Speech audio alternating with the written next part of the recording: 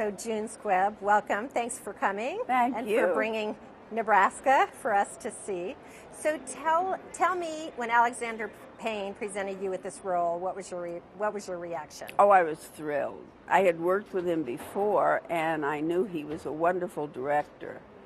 So I was just tickled pink, and I had read the script, and the role was so wonderful. And she's just, I mean, you can't even describe what she is through the film. But I was really excited about it, about being a part of it. So what was your inspiration for your sort of rough and tumble, say it like it is personality? I mean, was it someone you knew? Actually, I found out it was. When I was shooting it, I didn't think of anyone specifically. I'm from the Midwest. I'm from Illinois, so those people I knew all of them. And I didn't think about it, though, when I was shooting it, but the first time I saw it, I said, my God, that's my mother up there. And she has a lot of the Kate in her. And I had some crazy aunts. Her sisters were just wild women. They really were. So I think all of that colored who Kate became for me, anyway. Uh-huh. And in your previous Alexander Payne movie, about Schmidt, you also had a somewhat cantankerous husband. Yes, Jack. It's played by Jack Nicholson. So Yeah. How would you compare that with Bruce Dern and this experience? Well, it was, such a different film, a different woman. I mean, I think, in fact, Alexander has said he didn't think of me right away because he remembered me as that woman from About Schmidt. And I think that, Bruce is withdrawn, and Jack was too in the film, but it's a whole different thing. I mean, Jack was still physically, I think, very virile and very manly, and I think that Bruce, the physicality that he brought to Nebraska is a very sort of, not feeble, but it's a vulnerable man. And I think that's probably the biggest difference between the two. Have you known a person in your life like the Bruce Dern character, like Woody?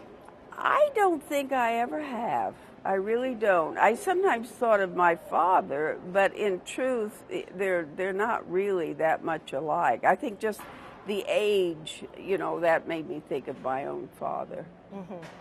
And your character and Woody have this, on the surface, very volatile, sort of picking at each other relationship, but at the important moments, you both can be very tender and protective and loyal.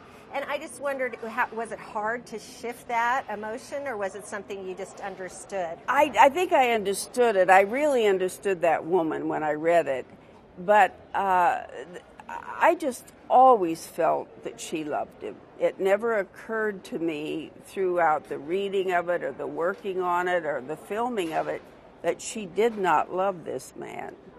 And I think that it was brilliant the way that Bob brought that last scene in for he and I, to have. Mm-hmm. And I think it's ironic that he's sort of non-compos mentis while I'm telling him in my own way, I really do love you, you big idiot.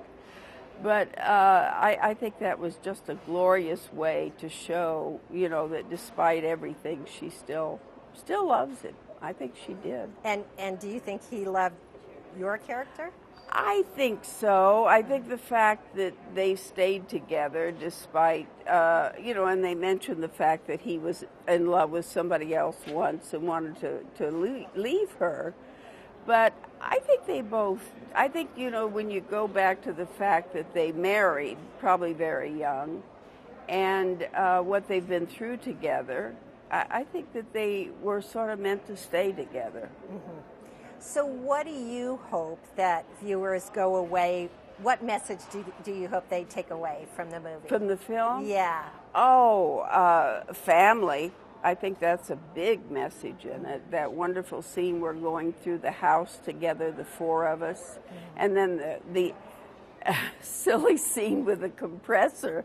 And again, it's the four of us, and we're all laughing, and then we're all yelling at each other. I think family is the important thing that this film does say. I think it also, the two, Woody and David, their relationship is very, very important in this film. Yeah. And I think that it's a son looking to find his father before the father goes completely. And I would say, I assume you agree that he does. He does. Yes, yeah, yes. yeah. I feel that. I feel that they've had an experience with each other that probably neither one of them could put in words. I don't think either one of them could talk about it. But I think that they did find each other, and I think that Woody finally understands who David is, and David has seen his father in circumstances that he'd never seen him in before. You know, we at AARP have what we call Movies for Grownups, and these are movies that speak to the 50-plus audience and we think are very important. And this, Nebraska, is a quintessential movie for grownups.